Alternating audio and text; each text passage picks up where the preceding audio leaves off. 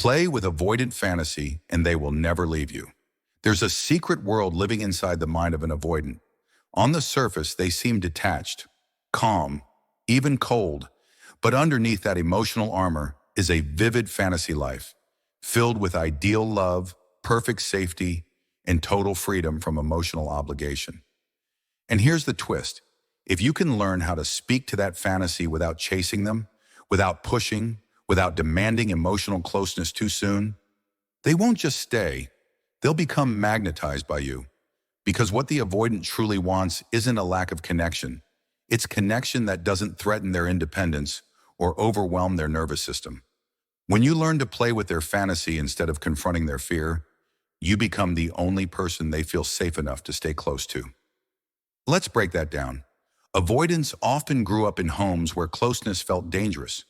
Maybe their emotions were ignored or smothered.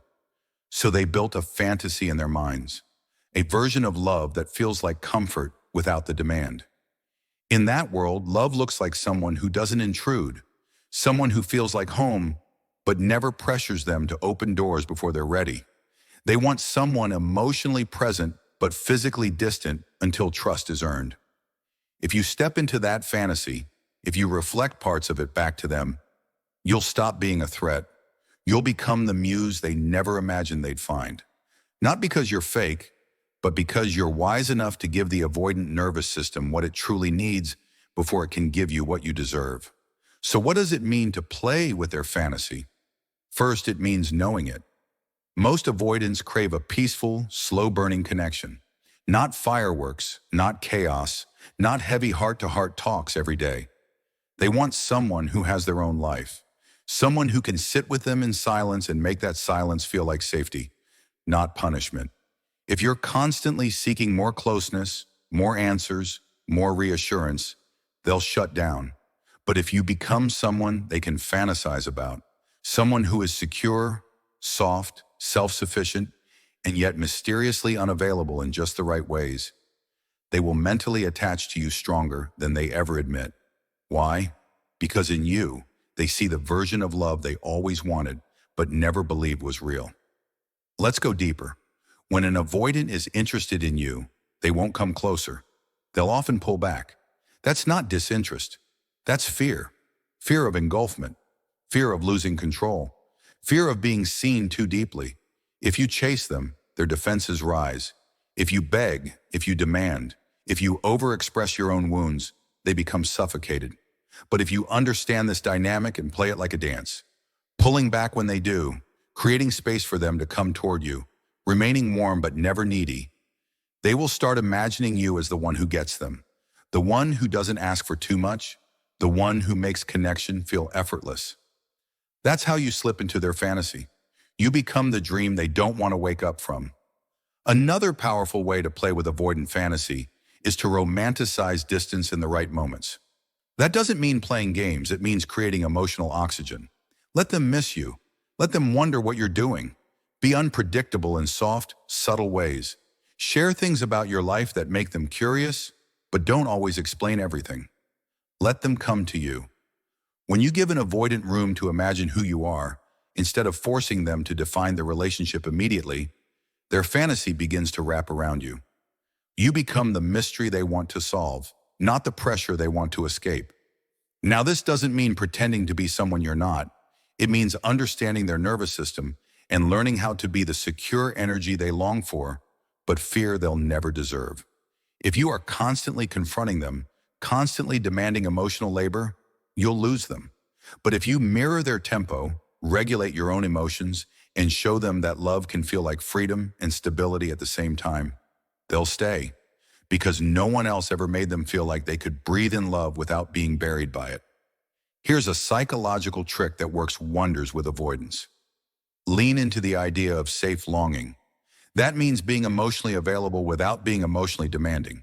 For example, when you're with them, be present, laugh, share, enjoy, but do not rush to define where the relationship is going.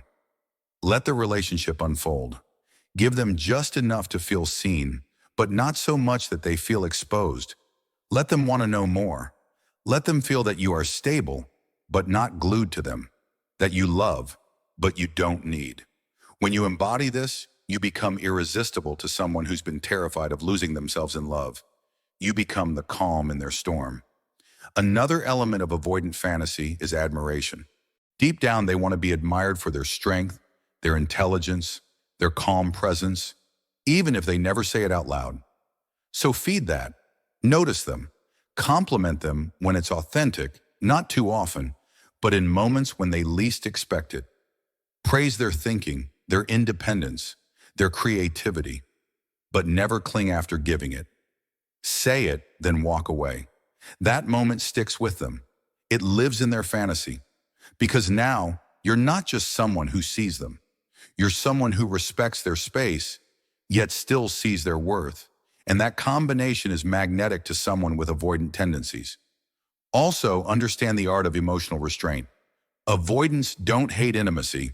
They hate forced intimacy. So instead of pushing for deep talks constantly, sprinkle emotional moments gently, then step back. Let them process. Don't overdo vulnerability too fast. Instead, give them bite-sized trust. Reveal a little. Let them respond. If they don't punish. Just keep being real, but reserved. This kind of pacing builds a foundation. Over time, they begin to rely on your consistency. And once they feel like they can predict your emotional rhythm, they stop seeing you as a threat and start seeing you as a partner in their dream. Let's talk about texting and communication. Don't double text. Don't demand responses. Be brief, meaningful, and then leave it open. If you're always chasing, they'll retreat. But if you are brief, warm, and a little hard to reach, not in a toxic way, but in a my life is full kind of way, you'll activate the fantasy that you are secure, rare, and worth coming closer to. Avoidants want to be chosen, but only by someone who doesn't need to be chosen to feel okay. Now remember, fantasy is powerful, but reality matters too. You cannot just feed an avoidance fantasy and ignore your own needs. Playing with their fantasy is not about manipulation. It is about strategy, wisdom, and emotional intelligence. You are helping their nervous system relearn what love can be. But as they open up, you must also set boundaries. If they retreat too far, if they ghost, if they disrespect your worth, do not chase. That ruins the magic. Instead, disappear into your life.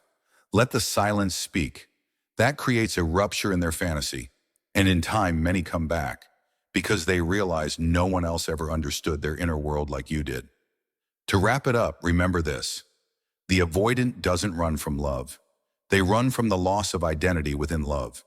If you can make them feel safe to be themselves, if you play in the shadows of their emotional world without demanding the spotlight every second, they will keep you in their lives far longer than someone who confronts them with intensity. Be calm. Be kind. Be magnetic by being whole. Their fantasy is not about being alone. It is about being with someone who lets them stay themselves. Play that role wisely, and they may never want to leave.